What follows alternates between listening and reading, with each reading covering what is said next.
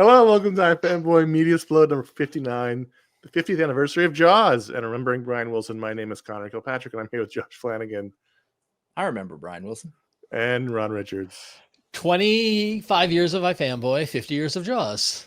And 50 years of SNL. We just cover all the 50s. iFanboy could be Jaws' son. iFanboy is Jaws' son. When you think about it. Go on. No, I mean, it could be. I mean, Jaws could be, right? Jaws could be iFanboy's dad. No. Yeah. No, I was born 2 years after it came out. I mean, but it could be if you were born 2 years saying earlier. not our dad. No, yeah, but like hypothetically, I mean, iFanboy is 25 years old. Okay. And Jaws is 50 years old. So there's a world where, yeah. This is I'd confusing. cut all this out if we weren't videotaping it. But go on. I mean, realistically, iFanboy's dad is Star Wars. You're just walking us into a terrible broadcasting corner. We can't get out. What is this fascinating show? You know what Jaws is? Uh-oh. Jaws is iFanboy's uncle. That's what it is. If Star Wars is iFanboy's dad, Jaws is Star Wars' uncle. That makes more sense. Okay. Yeah. I mean, it's definitely not the dad. The dad is Star Wars. That's how we all met. The dad is definitely Star Wars. Yeah. Because we're all born in 1977, and Star Wars. We all bonded over Star Wars. Right, exactly. But Jaws is like the uncle. Jaws came in later. Like this is the uncle we don't talk about. His name's Jaws. You know, the uncle that showed up at like 4th of July and brought fireworks over, and he was like super cool, right? Yeah. Like that. And you're like, oh, what? This guy's awesome. awesome. Oh, this is cool. Yeah, look at that. Yeah. So red faced. You didn't know that meant he was super drunk. Okay, so what is iFanboy Mediasplode? It's a show unlocked by our patrons at patreon.com/iFanboy. This is where we talk about non-comic book media as opposed to all the other podcasts. And we're gonna get to it because we've got a lot to talk about, and we've already been talking about nonsense for too long. It's a big kickoff to this iFanboy summer. This is where iFanboy summer of iFanboy. We actually had a different show planned. So everyone who showed up today hoping to watch our review of Rad, the 1986 BMX bike movie. Yep. Please wipe your tears. It'll be next month. We pushed it a month, but it will happen. It's just not this month. We had to do Jaws instead. We found out, if you're watching the show, that tomorrow is, as the show comes out, tomorrow is the 50th anniversary of Jaws. We decided to punt to Jaws. We had to bump. Isn't this more of an audible? It's more of an audible. Yeah. It's an audible. Through the audible. Yeah. We bumped it. We bumped it. It was like the booking came because I mean, again, with Jaws being iFanboy's uncle. Right. We had to show respect. So who is Rad then? Rad is the like cool a fourth cousin. Yeah, Rad is the cool cousin because Rad is 86. So yeah, so Rad is the cool cousin that you wanted to be like. I don't follow this metaphor at all, but I like it. Yeah, you wanted to be like, and then you got a little older, and you were like, "Oh, I was way off." Yes, absolutely. But when you're 9, you don't know, right? Yeah. It's like. All right, well, let's all marinate in that thought for a while. He's still living at Aunt Breaking Away's house. Let's start the show off with the thing we always started off with, what we've been enjoying since we last talked, and we'll start off. Ron will kick us off with that. Yeah, so wanted to call out over on Apple TV Plus, just overall bravo Apple TV Plus for figuring out programming that when I finish one show, another show starts up to keep you on the platform, which is pretty good. But the latest show that we've been enjoying has been Stick with Owen Wilson. Have either of you guys checked this out yet? Or well, I know that every time I turn on the Apple TV, I go Stick. Yeah, that's it. That's as much as I know. So this show has been perplexing. So I'm about like 4 episodes into it because they dropped 3 to start, which is just frustrating. 3. I hate the. Like, so of all in all, I can't stand the drop everything at once because I immediately feel like I'm behind. Sure. But I almost dislike even more the drop 3 at once because for a week you're scrambling because if it's a weekly release, but you're already a quarter through the show and it's just like it's frustrating. But high level, I heard this described as it was like Ted Lasso-esque, but golf. And I was like, oh, whatever, kind of feel good type thing. Right up your alley. Yeah, I know. But famously, though, you don't like football, so you have never watched football stuff. So this would lead me to believe the conclusion that you are, in fact, a big golf fan. No, I do not care for golf at all. Not, but I wouldn't say that I don't like golf. I completely neutral to golf. Golf exists. It's fine. I don't get in golf's way. Golf doesn't get in my way. Ron acknowledges the existence of golf. Yeah, exactly. It does exist. But this was perplexing because it got Owen Wilson, level at Owen Wilson joint. Got Mark Maron, inventor of podcasting, who we all owe a debt to, who recently ended his ending WTF. Somehow as we all know. By 4 years, but still. And the premise is that Owen Wilson is a washed up former professional golfer, like on the tour, like Ryder Cup level, like professional golfer who washed out. What a fresh concept. Who washed out and is working in a golf, pro shop selling golf clubs to people. He's getting divorced from Judy Greer and down on his luck. And he discovers a kid in his town in Indiana where he lives, who is a 17-year-old, natural golf talent phenom kid. And he kind of, gets the fire lit under his ass and decides he's going to coach this kid and take him on the road and start playing amateur tournaments and get him, and kind of, feels as if he's, got something and is going to bring this kid to glory. And it's kind of, like this kind of a little bit of lone wolf and cub kind of, mentorship kind of thing going on. And so kind of, That's kind of stretch. Kind of road trip, they pile into Mark Maron's RV. Mark Maron is his former caddy back when he was on the tour. There's a little bit of getting the band back together kind of aspect and kind of road trip kind of vibes. And so tuning into it, I was like, all right, I'll go along for this ride. And so on one hand, it's good because there's some comedy. There's a lot of comedy. It is a half-hour comedy. The first episode, the pilot is rough. The pilot is like 45 minutes and does a lot of heavy lifting. It's like a lot of exposition, a lot of setting things up. But once it gets going, and in the first 4 episodes, it settles into a nice half-hour show rhythm.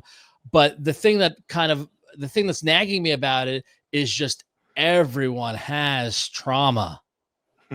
Right. So Owen Wilson, washed up from being a golfer, is divorced, and it's all ties back to the fact that he had a little boy who he lost at the age of 4 to cancer. Right. Mark Maron bought this RV to go visit the national parks with his wife who died. Right. The kid golf phenom learned how to play golf from his dad who bailed on him. And that's why he stopped playing golf. Everyone has got this albatross of trauma around their neck. And that at some point they're all going to have to deal with it. So like is a weird counterbalance between like the lighthearted comedy of being on the road and playing golf with like, when is the trauma going to slap you in the face? And it's going to be like a message kind of thing. So Isn't that Ted Lasso also? Exactly. Yeah. So it's that's the thing. I mean, yeah, it's kind most of shows aren't going to get by with like they just go on a road trip and have a good time. Which I was like, why can't we just go on a road trip and have a good time and be funny? Because it's called drama.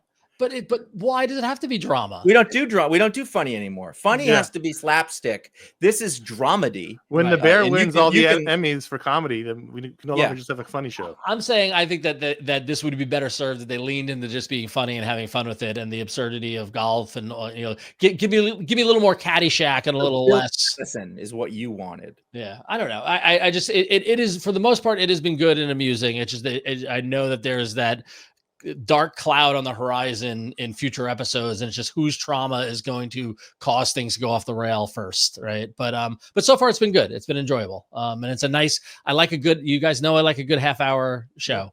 Like it's good to slot in there when you're lost in an hour-long, hour-long show after hour-long show after hour-long show. So yeah, so I recommend it. I've actually been watching a current television show. Shocking. Not quite as it's being released, but because basketball's over now, right? So playoffs are on. There's like a game every 3 days. Is it ever ending? It never ends. I thought it was over. It's going to end really soon. Okay. There's only 3 games left maximum. So in 9, nope. But nobody's 6 playing. Days. Nobody's playing that matters, though, right? So I have been watching you and Charlie on these shows, and now I get the mix. What show? They've done many of these series since 2004, I think. Long Way Round, Long Way Down, Long Way Up, Long Way Home. And like you watched these 2 folks who are like very good friends. They met when they were I thought they met in like school or something, but actually they were on a film set. I forget which one, but like Charlie was like 26 and Ewan was a little younger, but they've been like friends since then. And they take these motorcycle trips. There's always some theme. So Up, they went from the bottom of South America back to Los Angeles. This one is The Long Way Home. They're running out of places because they've been everywhere. But they go from Scotland over into Europe and then go up around Norway and then up go up a little further into the Arctic Circle and then are coming back down around through Sweden. And they both have like interesting vintage bikes this time. There's always like a thing. So Ewan's bike is a 1970s LA, like it was a police motorcycle. So it's a Chips bike. And they stop at places and it's just like any other sort of show like this. But I think what's really interesting is that I don't know how much of it is a put on because it really doesn't seem like it is.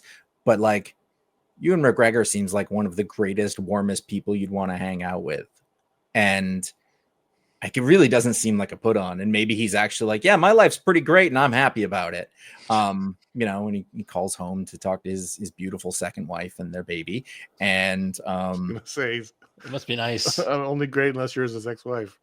Yeah, and but like as they're driving through that sort of Scandinavia, it's one of the most beautiful places. Like it's the kind of thing when I watched that, I was like, that's where I want to live. Like in the sort of mountainy Scandinavia, cold on a fjord. Other than that, they go through the fjords. It's absolutely breathtaking, and it's all shot really well. They've been doing this. Have you thought about doing that? I mean, we can help you.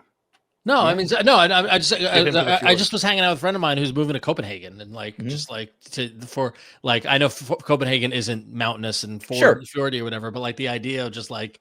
I hear life is better there, so we're gonna go there. So well, there's problems. There's problems with that. Yeah, that would, challenges. Yeah. So I think people have to move out and die off. I feel like that has to happen first. Yeah. That said, there's an awful lot of salted and gross fish based things. Well, you don't have to eat all of those. I know, but I gotta find something to eat. Right. So that, anyways, it's like it's watching two friends who've been like lifelong friends hanging out. They're seeing new things and like are genuinely happy about it. There's always like the next on, and it shows like the camera eye view of somebody crashing. And you're like, oh no, but it's just like I broke my mirror. It's lighthearted. It's not unlike. It's like a much nicer version of a Top Gear road trip. So this is on Apple TV Plus now. Where did it start? I don't remember. I was just this is Jump Networks a lot, right? I wanted to say I pirated this like 20 years ago. This is being recorded, so that's an admission. I could get away with it. I don't know. It was like BBC or something. It wasn't on like. Let's see. What was it? I was gonna say. I feel like this is the kind of show where like, do they just eventually go to every network until they run out of places? Long Way Up premiered on Apple TV Plus. That's this one, but the first one, Long Way Up, 2004. Long Way Up. So that was 2019. This was around before Apple TV Plus existed, Connor. That's what I mean. Long Way Up. He said that was the first one. Long Way Up premiered. No. The first one on Apple TV. That they went from South America. Long Way Round is the first one where they kind of went around the world. They went through Mongolia. That was on Sky. That was a British one. That's right. Yeah, so it was British. And then because back then you couldn't get those shows. So I felt justified pirating British shows. That's fair. Yeah, it was a regional thing. That's okay. There are no laws with that. No, there's international laws. Interpol's not going to come after you. Yeah, you have no arresting power anyway. Right. It's not. You have no power here. Be gone. It's not super heavy, but it is enjoyable. And also, like I said, we've been watching it forever and ever. There's something comforting. There is something comforting about the no stakes watch. Yeah. Right. We were talking before we started recording, we were talking about the Stanley Tucci show, Tucci in Italy, where like my wife and I enjoy watching that because it's a watching Stanley Tucci gallivant around Italy. There's no stakes to it. It's just enjoyment. I mean, to be fair, Charlie got in a huge accident and had he was in like traction and recovery for crashing on a motorcycle between the last two shows, but they got the trauma out of the way in the beginning. I'm thinking it's possible episode 8, everything fucking comes out. I don't know. Yeah. There's some nudity if you want to see Ewan McGregor's What kind of nudity? It's man nudity. It's great. I like it. So am I the only one still watching Welcome to Wrexham? Yep. No, I'm watching it. We're watching. So we're on season 4, and I think this is one of the more interesting seasons because it's on Hulu, it's on FX. So this is their second promotion, right? They've been promoted twice. Yeah. The team. Yep. And so this season they're dealing with the fallout of success. And what that means is, if you're a small team in a low league, you can get by with your friend who was a TV writer running the team, right? But now they're up into a higher league, and so they have to have real executives. They have to have better players. Yep. Everything has to change. And so all these people that you've been following for 3 seasons, they're suddenly getting pushed to the side or gotten rid of. And it's really kind of interesting and sad in a way. Well, the most recent episode focused on that. Right. And so that's been a theme the whole season. Like, you're like, oh, like the dude used to be the executive director is now just sort of a figurehead charity guy. And the other guy is also doing charity. And they brought in a real executive from, was it AC Milan that he was the president of? No, he was with, wasn't Juventus. It was some Italian team. Yeah. I forget who, but yeah. But it's interesting to see that there's a price to success, which is the people that got you there. He was at Inter Milan. Inter Milan. Yeah. The people that got you there are no longer good enough to be there anymore. So like, is Humphrey out? No. So Humphrey is that one guy, I can't remember, but the executive director guy who was just working his ass off. Yeah, he's a TV writer. Yeah, he's now like the two guys in the beginning were the really tall guy that was the TV writer. Not him. I'm talking about the other one. The other guy is the bald guy with the lisp. Right. So he's now like kind of like a chairman, kind of like a. They put him on the board, and he does like charity stuff. And he's like overseeing everything. He used to be the president of the EFL. I didn't even realize. Sean Harvey. They're both Keir, the tall guy, and Sean Harvey are just like off representing Wrexham around the world. They're almost celebrities because everyone knows who they are, so they go around and show their face and they shake hands and they get. The Humphrey's running a marathon for charity for the miners. But people show up because he's from Wrexham. He wears the jersey. But they have a real CEO domain on the pub, and they had to leave, and the little food cart because fuck them. So I will say my criticism of this season is that they after watching it now for four seasons of it, right? They I'm tired. Just generally, I'm tired of the. Having fans in the stands of games film themselves reacting to stuff and sending that footage in, it's the jarring, reacting to a goal kind of stuff. It's the same people, the townspeople or whatever.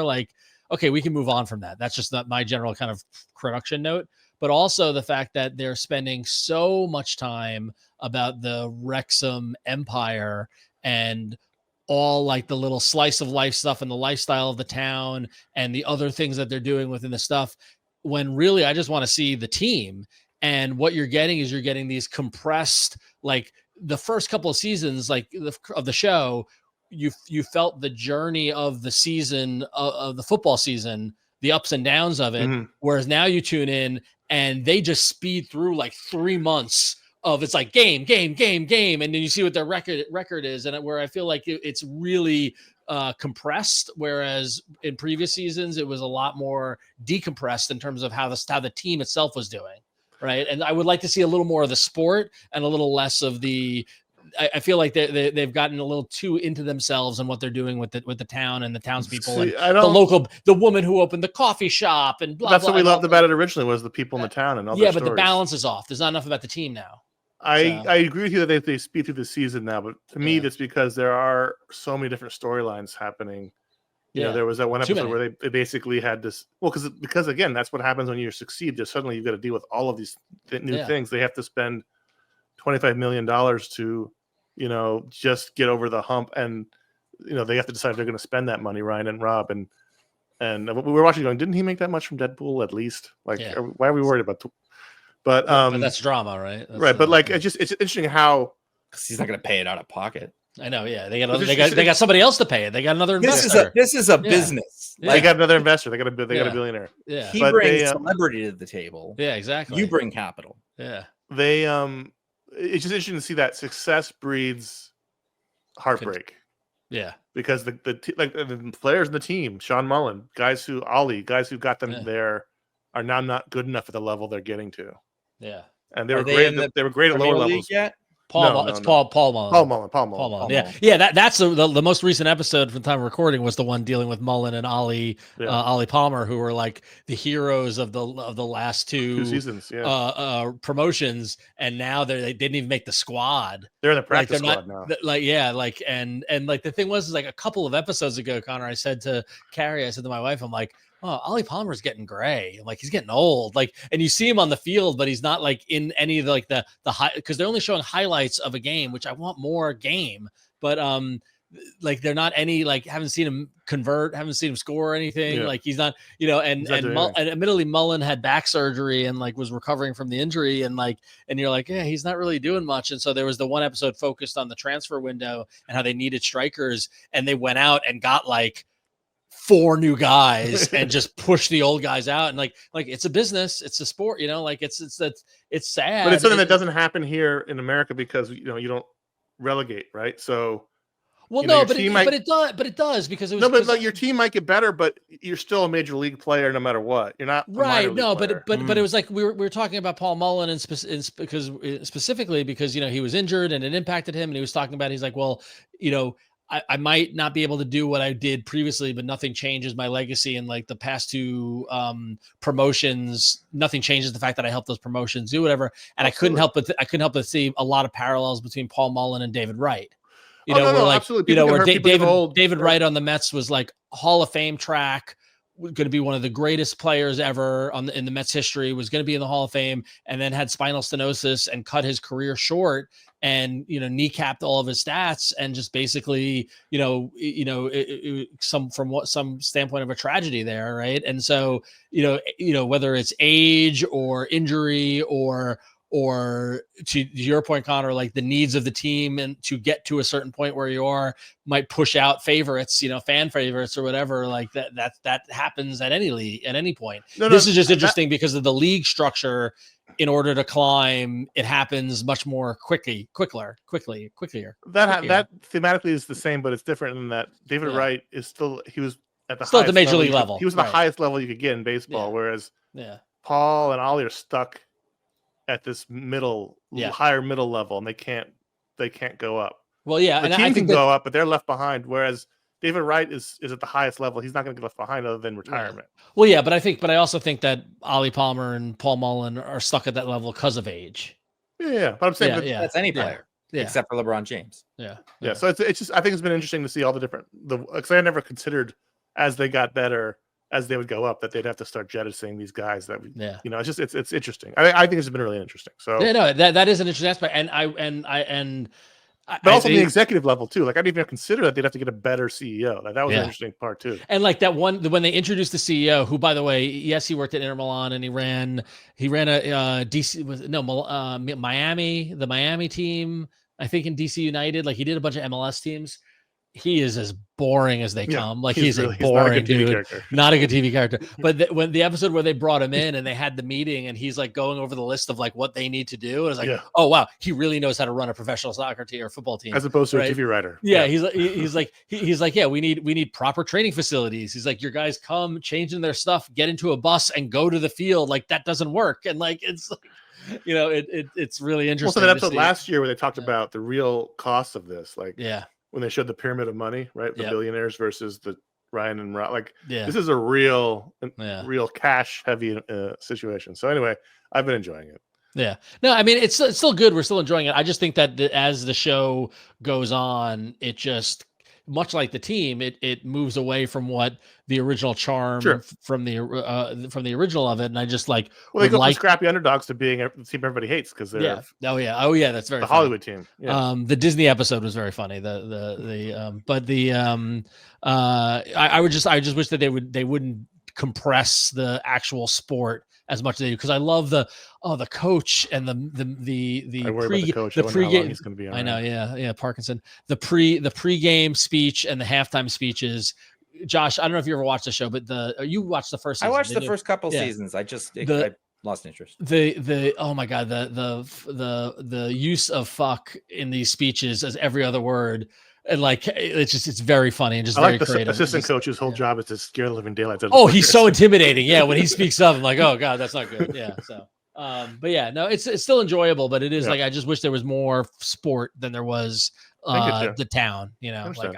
I don't care about the woman in the coffee cart. You know, like No, it's, I do. I still like the town and seeing how. but in doses, and like sometimes they just they spend way, like at one point Carrie's like, what are we doing? She's like, where's the team? Like it was like it was like the majority of the episode and you didn't even see any But sport. it's always Like, been about more than the team. no, I understand that, but you can't forget the team. Like that's the No, challenge. but Yeah, no one yeah, does. yeah, But it's yeah, not Welcome to Wrexham yeah. FC. It's Welcome to Wrexham. That's yeah, it's no, the I know. town. Yeah, I just think they spend too much time on it. All right, we gotta move We've on. made this point. Yeah.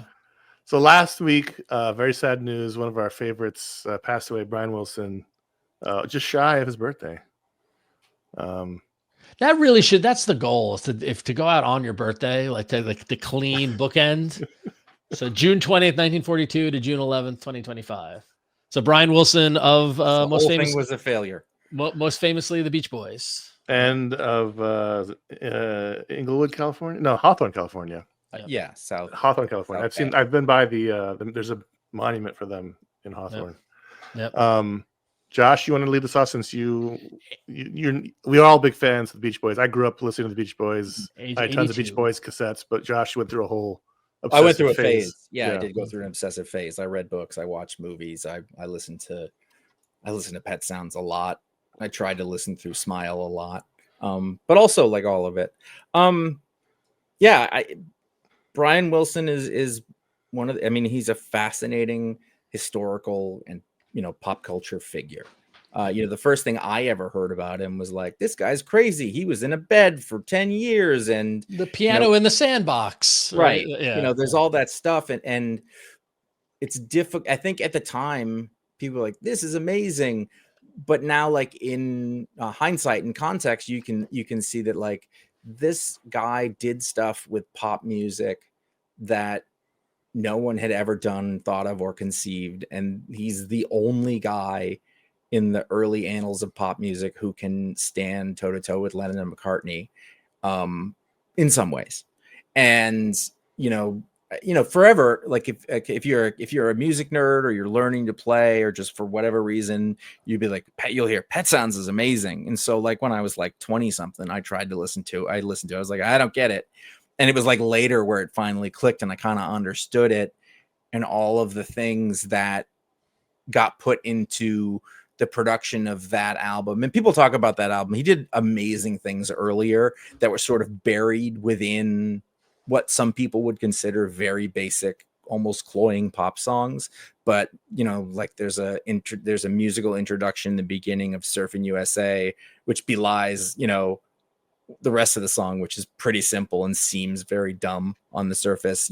That stuff's all in there. Like if you really think, if you spend a couple of years thinking about how long were you thinking about it? it was a couple of years thinking about the song Catch a Wave.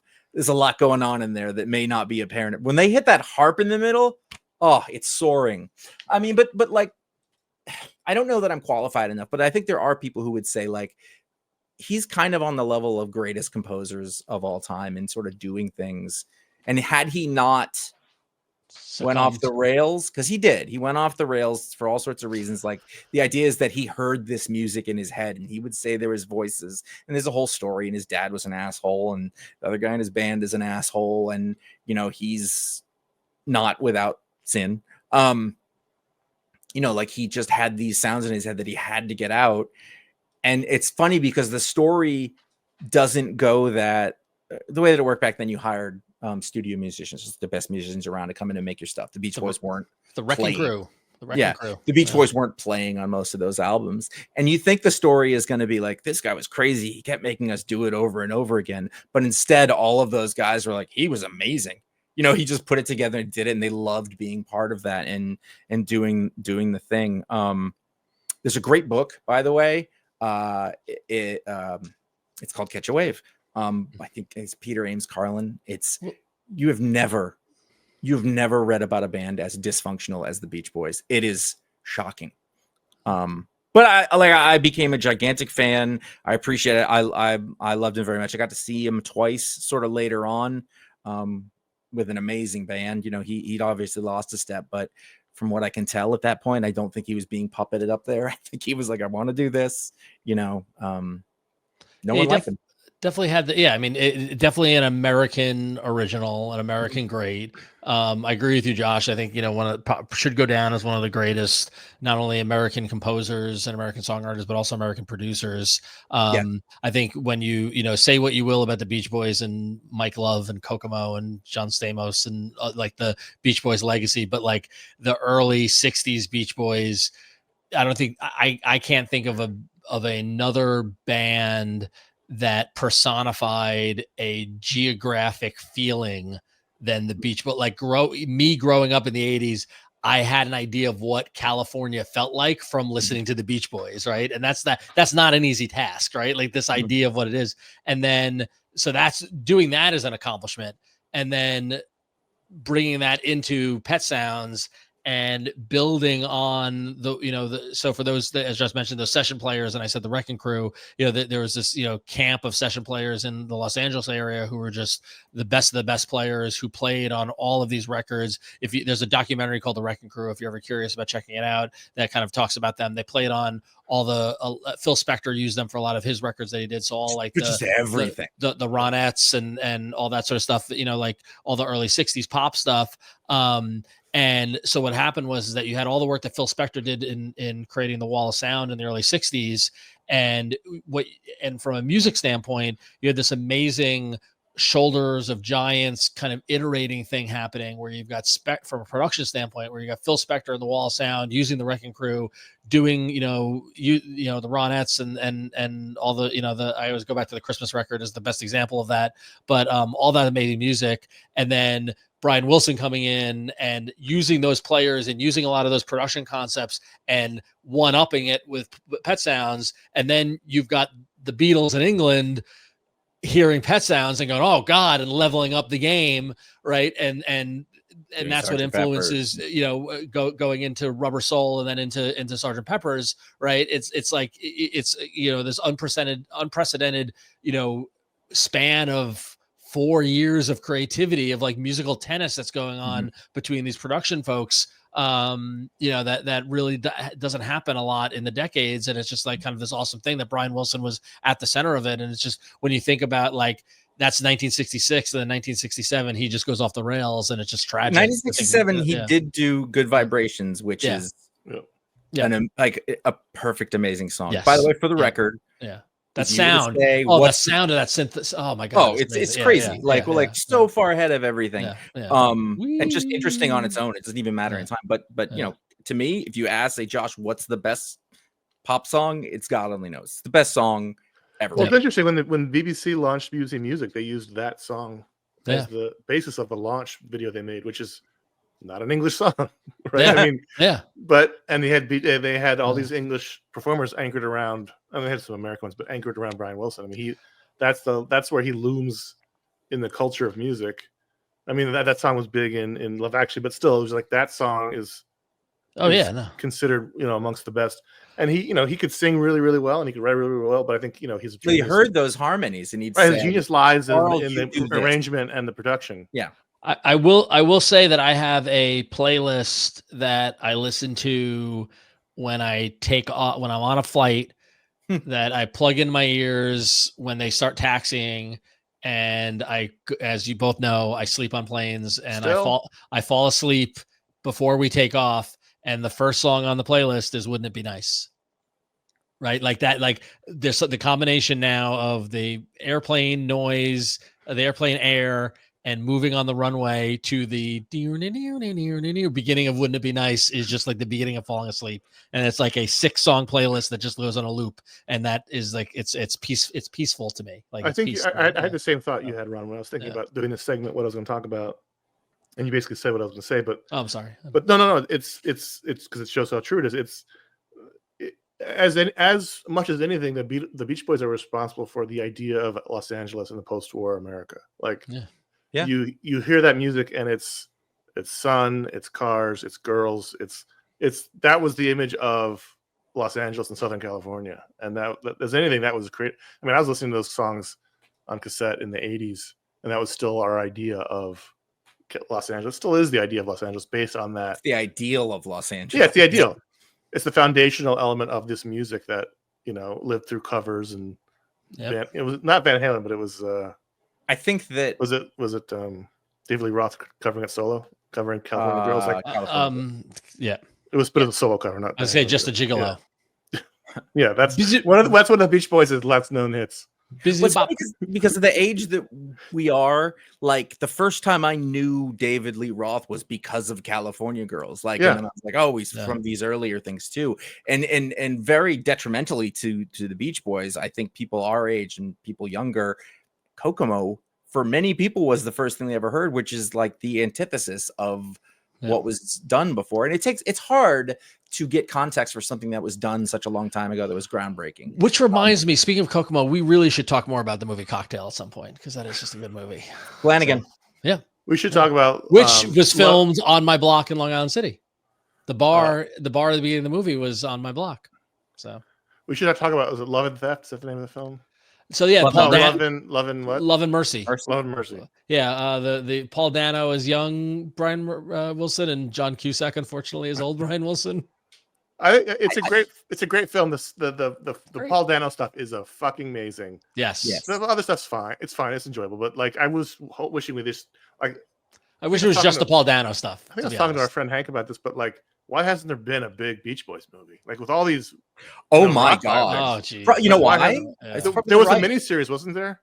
Am I I mean, crazy? I'm There was guessing there was a to Beach Boys do it- miniseries. Yeah, but to do it for real and be able to use the music, you've got to have buy-in. And if you have buy-in, you're not getting that story. Yeah, Read the that Beach Boys book. in American Family in 2000. There was a miniseries. That's Yeah, not they won't. No one will allow the real story to be told. But yeah, it's just overall, it's just tragic and it's frustrating and it's just a bummer. But and I've also never seen anything sadder than young Paul Dano Brian Wilson playing the chords on the piano for God only knows and having his dad be unimpressed. yeah. He just wants his daddy to love him. Yeah. So it was sad, but also like, you know, That movie did not exaggerate how shitty Yeah. Murray Wilson was. Considering how all the health problems he had, it's kind of amazing he made it as, you know, as long as he did, and enough to impact the whole culture and continuing to do so. I mean, we didn't even mention the Landy story. Landy is the most outlandish. You read about this is no way this is real, and it is. Like just the way that sort of late 60s 70s LA culture, you know, that spawned Charlie Manson. By the way, they had connections with Charlie Manson. Everyone did. Dennis Wilson. Yeah. No, Charlie Manson was Dennis. connected. He was like No, he knew how to starfuck his way around. I'm friends with Dennis Wilson. But yeah, no, I mean it's hard to argue the legacy and the greatness and yes, he had kind of returned to the stage and put out other records and you know kind of but never really reached the glory that it was. And Smile, you know, whether There's like great songs that got finished on it. The Heroes and Villains is fantastic.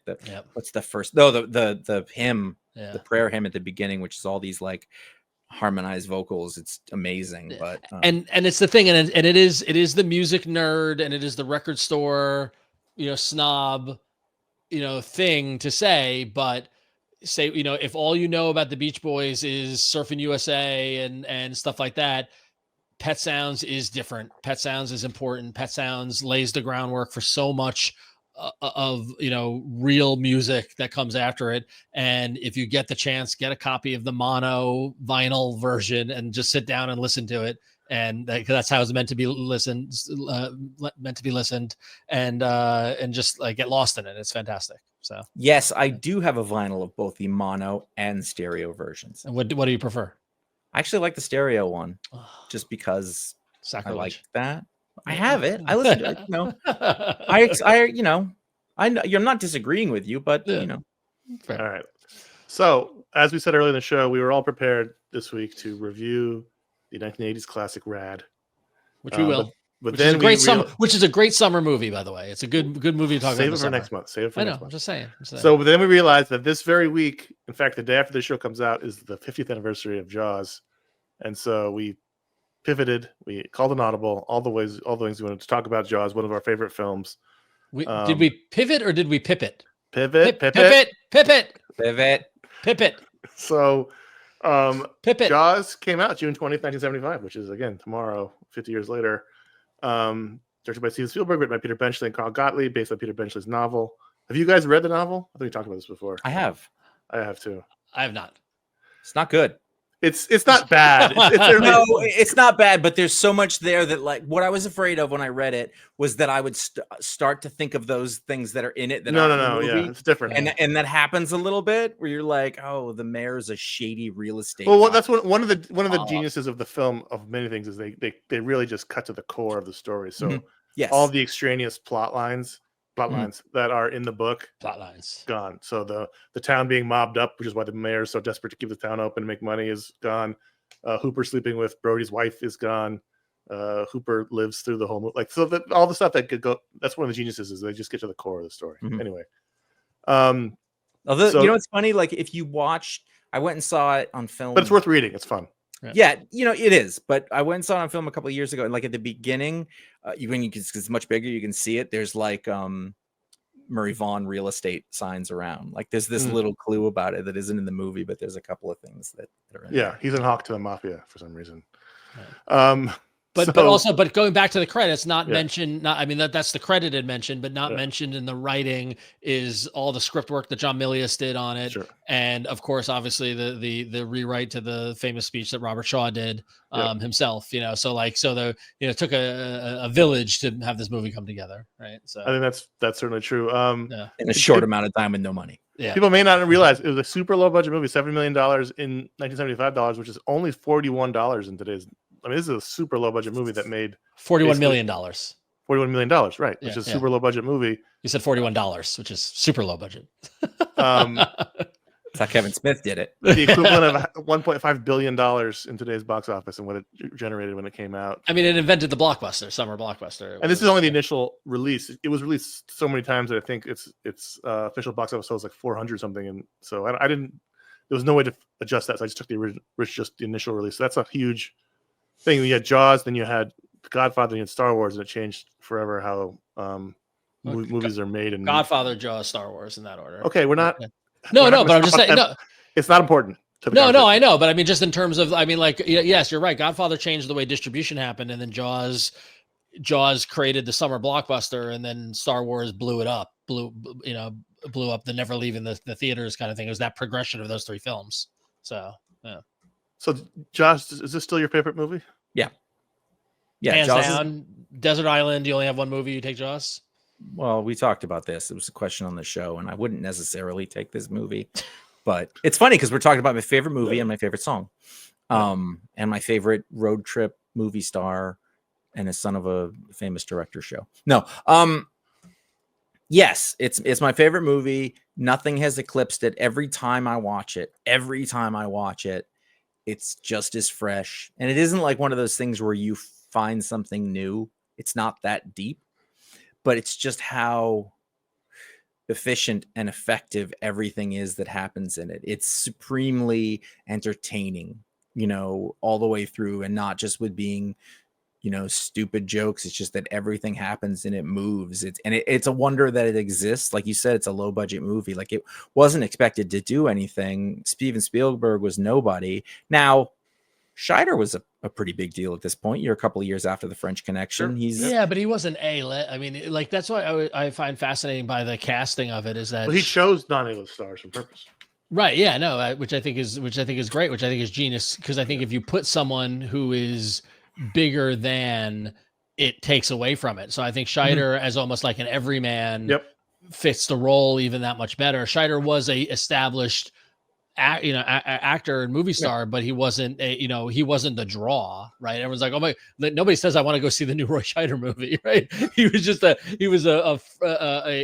established guy you could depend on who just fit it really, really well. I think, and he's like one of the, I mean, I think that the triumvirate of all three of them is so strong. I can't imagine it with any other way. But I think Scheider is like almost like the glue of all three of them, Oh, for sure. I think, I watched it again this afternoon just because I'll take any excuse to do so. But kind of like how we watch Star Wars, in that there's just little moments you pick out after watching it a million times. And so this time I was really hung up on two things. One, I think it's because I was watching it on my computer with these really nice headphones that I really appreciated the sound this time more than I usually do. Yeah. It's great sound design. Listen to it in the original mono. All right. Whatever. Whatever, whoever's doing the ADR, I mean, the little like off-camera voices, are great, but Quint's scream when he gets eaten was so uncomfortable through my headphones. Like it was, something, you have good, nice TV head, but like it would just like completely enveloping you. I was like almost, clutching myself because it was so, just raw, and the sound design was wonderful, but also I loved how the accents are all over the map on this movie. There's like, there's heavy New England accents, there's New York accents, there's accents, there's just, you can't place this movie. I mean, clearly it's a fake island off the coast of Cape Cod, but like they're all over the map. These people. Yeah. I don't know. I really appreciate it. It's funny because it's like Jaws became so just intertwined in pop culture and in the zeitgeist and everything. It still is. I mean, I think that's one of the things about the lasting legacy. I mean, we were talking about it earlier today, and like, my children are 6 and they have never seen the movie, but we're in the pool and they'll make the dun-dun noise. And I don't know where they got it from. Right. But like, it is just in the ether. Right. And, but what I think is fascinating is that the gap between it being in the ether and everyone knowing dun dun dun dun and there being a fish and all that stuff, and then the gap between film nerds like us and analyzing every frame, there is so much other layers of life in the movie that, which I almost a little bit disagree with you, Josh, in saying that there's not like, when you watch it, you don't just, because every time I watch it, I focus on different parts and discover new things with it. And part of it is that I love that how it's broken up neatly into the 3 acts. You know what I mean? Like from a craft standpoint, right? It's perfect. It's perfect. Yeah. It's literally perfect. When I say that, I mean, like, you're not finding Easter eggs. You're not seeing something but what happens is you're noticing, maybe like every time I watch it, I am stunned by like Robert Shaw, like, is sort of the one you go to, is like, he is, every line every single thing he does is riveting. You can't look away. And then the other 2 characters, it's a buddy adventure. It really is. It's just take these 3 guys, you put them on a boat, see how they interact, see how they fight, see how they get back together, watch and watching their interplay, how they're all opposite of one another completely. Like they're all 3 distinct white men, but still, their personalities are all completely different, and they're Quint certifiable.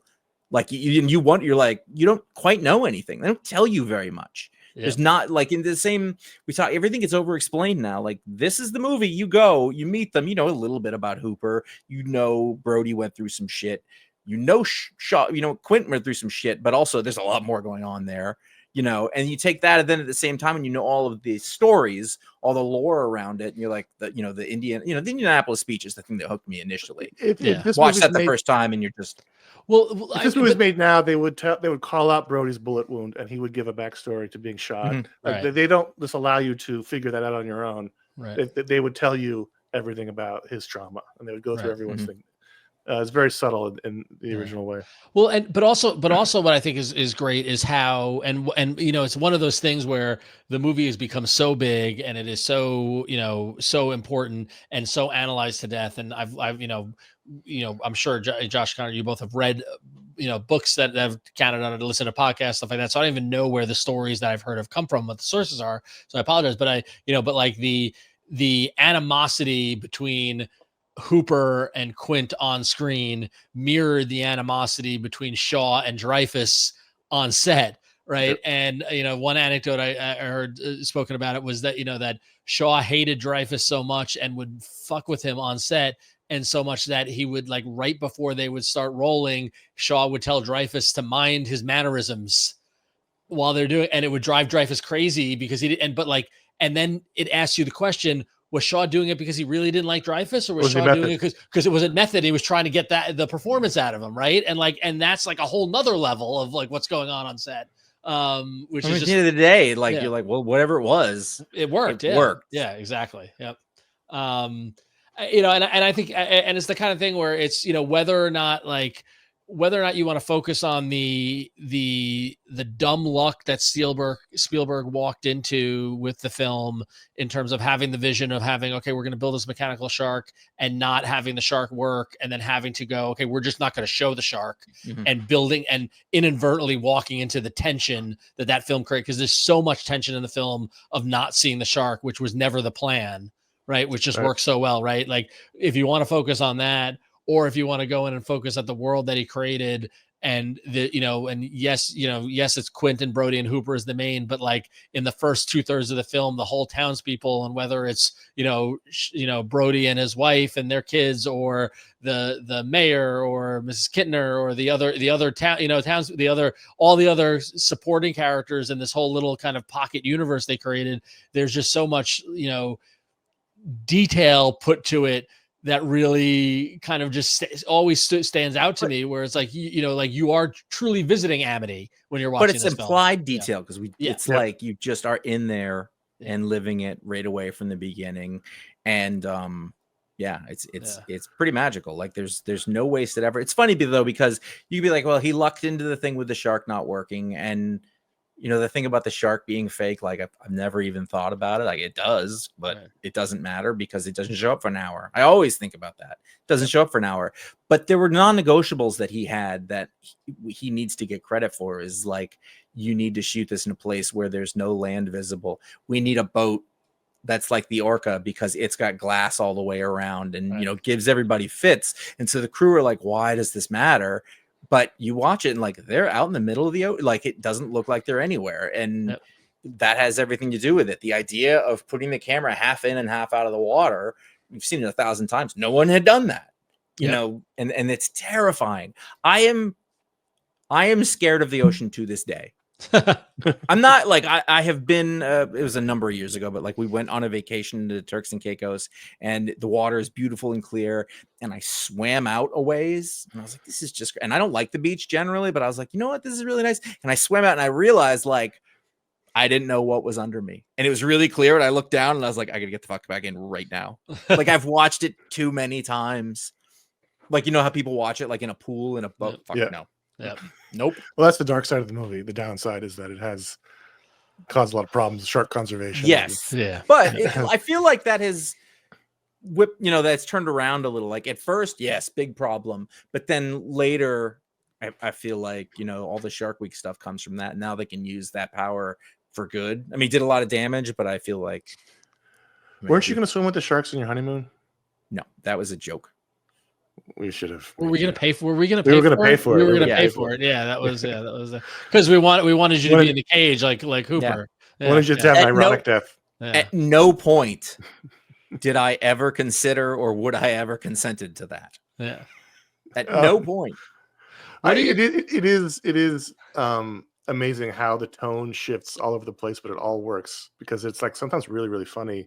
Like the opening is horrifying. It's really horrifying if you really. Yes. But there's so much humor in the movie. I was gonna say, yeah, but it's really, really funny. Yeah, but then like once the shark shows up, it's like really terrifying and taut and suspenseful. But then they have moments where like they shoot the shark with the buoys, and the music is kind of jaunty.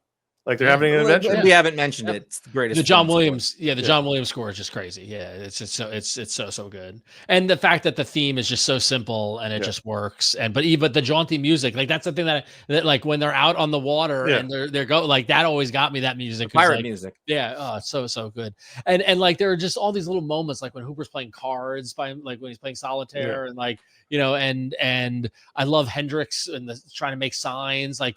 This is a moment in our world when the police aren't equipped to make signs, right?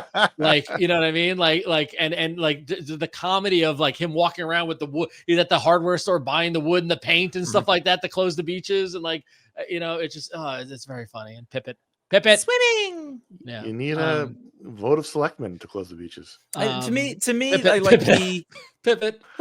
This is a thing that doesn't happen so much anymore, and it does sometimes, but it's a movie that is like perfect, like a critically adored, perfect piece of work, and also a gigantic pop success. Yeah. Like Pet Sounds. Yeah. I mean, like that's not as now I don't know what it was like then, but I know now, like if something is a really big successful thing that everybody likes, there are those among us, sometimes me, who assume, well, it must be kind of shitty. And usually it is to a certain extent. But this is not that. Godfather's not that. Star Wars isn't that. Not everyone would agree with that part, but I didn't appreciate this movie or Godfather until my 20s. Like fully appreciate. Like I'd obviously seen Jaws, but like I didn't fully appreciate this film as a piece of cinema until it was really after college. Well, yeah, I'd gone through all that. There's an educated eye. Sat down and watched it fully all the way through, and like this is a perfect movie. Yeah. And I thought today was that for many reasons this would never get made today. Like it's pretty brutal when Alex Kittner gets eaten. Like to show like a kid get eaten. Geyser of blood. And it's pretty awful. Yeah. And when Pippin gets eaten, Pippin, that's pretty awful. And I can't imagine today that making it through like brutally having a shark eat a kid and then eat the dog was like it would be too no. Well, I mean, I still think Mrs. Kittner, just the entire presence of Mrs. Kittner throughout the movie is one of the more harrowing bits in the entire movie. I mean, the grief and the blaming of him and of like I mean that's not the grandmother because we've had it's a hard life out on the island in the 70s too. If you just close those beaches, I'm just saying. What he wanted to. She's 32. I know like sadly you're probably they smoked a lot of cigarettes. They had no sunblock. That's her 35-year-old husband behind her. Yeah. It's full of incredible one-off characters who have a scene she was or in a her line of dialogue or she was 45 when filming Jaws. Yeah, she was 45. Okay. She was actually kind of old. But by the way, that woman there is younger than me. Yeah. But I do love the mayor though, with his suits, with the little anchors on them and everything. Like he was Murray Hamilton, just fantastic as the mayor. Who rates he rates the poster in the second film. Yeah, it's Roy Scheider and Murray Hamilton. Oh God, great sequel, great sequels. I know Josh, you don't like to acknowledge them, but I 1987 was the year of Jaws 4: The Revenge, which me and my sister watched a lot of. That's the one with Michael. That's the one with Michael Caine in the Caribbean, where the premise of the movie is that the relative of the original shark of Jaws has a personal vendetta against Brody's family and followed them to the Caribbean. And Mario Van Peebles is in it. I did the Cradle to the Grave podcast about that sometime in the last year or two. About Jaws the Revenge? Yeah. It's so bad. It's so bad. I do not, and like we were talking about, like I don't have it's fun to watch a shitty movie. Usually I can't like this. It was so bad. Yeah. And I mean, to me, like, and then people will be like, well, Jaws 2 is okay. I was like, nope, not in comparison. I mean, it's not even, I like that Murray Hamilton. They're Kokomo. They're all Kokomo. Murray Hamilton gets top billing in Jaws 2 on the poster, which is great. I've never, despite loving the concept, I've never seen Jaws 3D. I saw it in the theater. I've never seen the third one. Third dimension is too. Did you see it in 3D, like with the glasses and everything? I don't know. Yeah. I remember seeing it in the theater because I'm still freaked out about those things that in the aquarium that they're all around you. You walk through them. Oh, the tunnels. That's the thing I remember about it being like that. I will say Jaws: The Revenge did have a pretty kick-ass Nintendo game that came out related to it. I remember that it was based on the movie Jaws: The Revenge, not on Jaws, but on Jaws 4: The Revenge, where you basically play on NES, where you were fighting the shark in the Caribbean with Michael Caine on Nintendo. I don't think I've ever seen any of the sequels. You should see Jaws: The Revenge. No desire to watch. Dude, you should watch Jaws: The Revenge. You really should. Well, I think Jaws 2 is a lot like Superman 2. In that way, where like on the surface you're like, this is okay, but then you go back and you're like, oh, it's not good. Certainly 2 is not good. It's just because it's a perfect movie. It's a great movie, and I understand why they made it. I would, if I was in charge of Universal, I would have made sequels too. But man, it doesn't need a sequel. I mean, it does need Steven Spielberg and Robert Shaw, though. I just love Jaws: The Revenge's one-line summary in IMDb is: Chief Brody's widow believes that her family is deliberately being targeted by another shark in search of revenge. And that is what the movie That is. is totally the movie. Not wrong. Yeah. Listen, good for Lorraine Gray for getting top Yeah. billing in the film. And being Rotten married to the Tomatoes, by studio the head. way, Jaws the Revenge. Jaws the Revenge has 2% in Rotten Tomatoes, 1 star, and it is described as illogical, tension-free, and filled with cut-rate special effects. A sorry chapter in a once proud franchise. Mario Van Peebles Yep. Proud Jamaican franchise? accent Yep. is so bad. So Offensive. bad. It's offensive And to Michael Caine, it's like the preeminent did it for the paycheck, but like he says it all the time. I bought a Yeah, I house. know, for like- that. Yep. Yeah. awful. Oh, it's Awful. so good. It's so good. It's I don't offensive. know. I will say it has been delightful coming from my corner of the world. So a couple of years ago, they put out a Jaws pinball machine using actual footage from the first film, and it's been very fun going to playing tournaments and playing with kids who are like in their 20s, like who are like don't know Jaws, and like asking questions about the movie and stuff like that. But it's been neat to see it like in a lineup with like more recent, like next to like a Game of Thrones pinball machine, something like to see. And again, it shows the staying power of the brand, the fact that they bought that license and put it out because it has that power, like that recognizable, like it was a hit. It definitely helps that it had one of the best designers designing it. And they put out it was a really good game to go with the theme, but it had all the film footage and call outs and things like that. It was a lot of fun. So I think that the marketing of the merchandising of this film has sort of gone a little overboard this over year, the past or you get the wine, you the get past 20, like there's been and at first it's like this stuff's cool, and now like every time something comes out, so we're like, you know about this, you like this show? I was like, I think I got enough. No, do you feel about Jaws the way I felt about Star Wars around 2001? I'm gonna need you to be more specific about how you felt about Star Wars 24 years When ago. my mother would get me a throw blanket with the pod racers, and like I got every Jar Jar beanie. That's 99. baby. Yeah, well, by 2001, I was like, I'm good. We're good. Yeah. We're good here. I mean, it's me. Yeah. Like it's me going, you don't need like I've got, like behind, well, you can't, but you have my Lego Orca, and I have my Funko Quint, and then I have my bigger Quint, and it's enough. Yeah.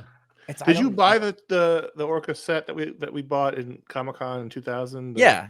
Mine I is have one. somewhere. I don't know where. You sent me yours. Oh, I did? That must have been it. Yeah. 'Cause it So was- you sent it to me, but I already had it. So now I have a backup. So there are It's up several. there. It's impossible to clean. There's Yeah, The yes. McFarlane Toys setup. It is beautiful. Yeah. there's a Jaws 50th anniversary giant shark pool float, which is the Ooh. big mouth of the Jaws. It's like the mouth of the shark, and you can get Don't into it. I tempt might get the that from you. water. Josh, how much Um, money would it take for you to watch Jaws floating in the lake? How much money would it take in a lake? Yeah. The See, middle a of a lake lake. isn't in the middle of a lake. At night or in the day? At night. The price just went up. It's like at least 500, probably into the 4 digits. Right. Should I watch? That's not a good pool float. Should I watch the movie with my children this summer? No. No. What They're way too young. age? What age should I watch the movie with my children? 25. I mean, there is something we said. If you show it to them too early, then they'll be like, that's too much. You're never gonna want to swim again. Because I wouldn't watch it when I was a kid. I don't think it really wasn't until I was an adult that I sort of, again, I think I must have just caught it was on, or it was on TV, or I mean, you couldn't escape it. I mean, it was like, I get that, but You but had to would've watch it when it avoided was I didn't on. like Like scary you just, movies. you'd stumble on it. But like Yeah. I think I stumbled on like it must have been the Indianapolis speech, because that was the thing where you couldn't look away. And Yeah. they I wanted was to like, cut that what speech. was that? Yeah. Is Jaws a horror film? Mm-hmm. So Interesting. It's everything. It's an adventure film. It's a horror film. It's a monster movie. It's a monster movie because the shark is a shark that would never act like this. Right. It's a monster shark. It's 3 tons of him. Land shark. Pippet. 25. It's Pippin. it's eminently quotable, and there's just tons of great crazy character work. You drink to your leg, I'll drink to my leg. Also, they keep calling Hooper like kid, but he's 28. He's got a gray beard. I know. Again, back then, Oh, I know. My dad had that much gray in his beard at 28 too. I think if you're like 30, you gotta understand, like, It smelled like cigarettes all the time, everywhere. All the time. everywhere, all the time.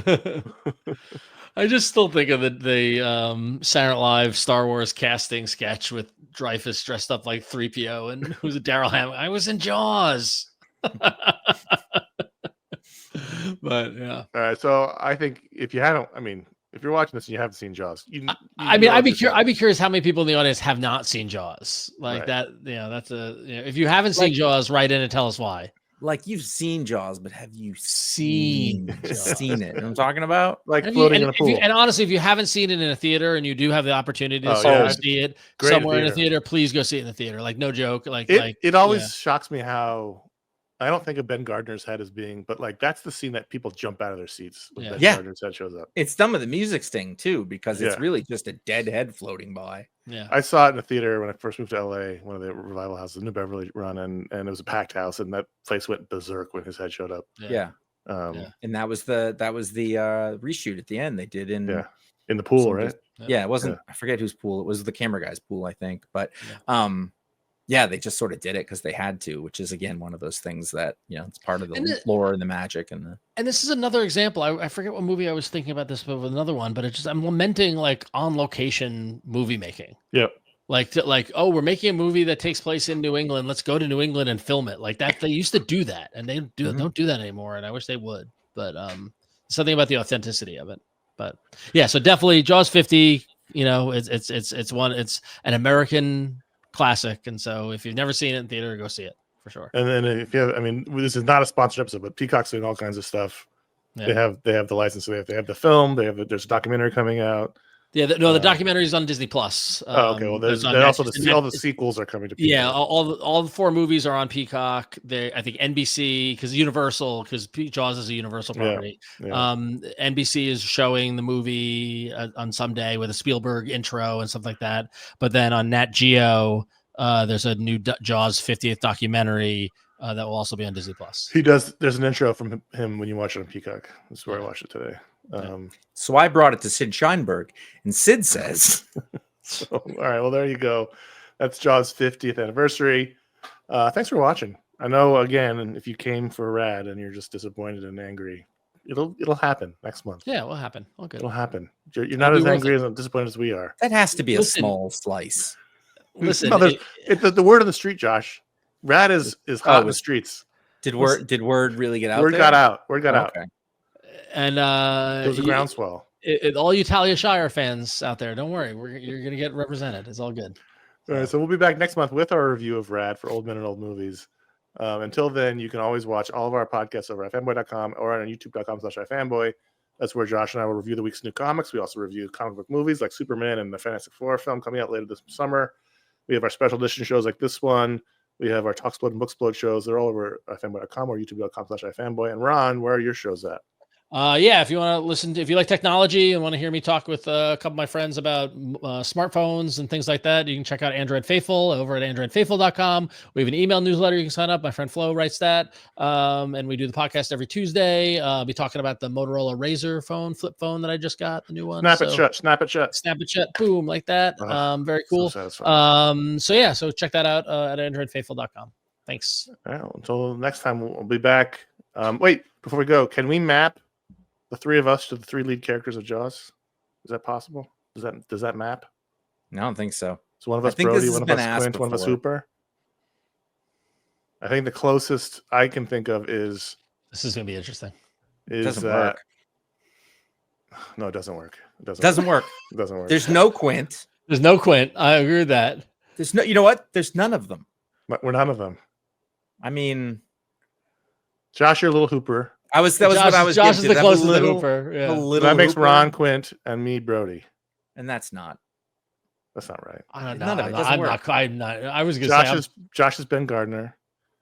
I'm the mayor. I'm the mayor. Yeah, you know what? Yeah, yeah. I'm. It turns out I'm the Kintner boy.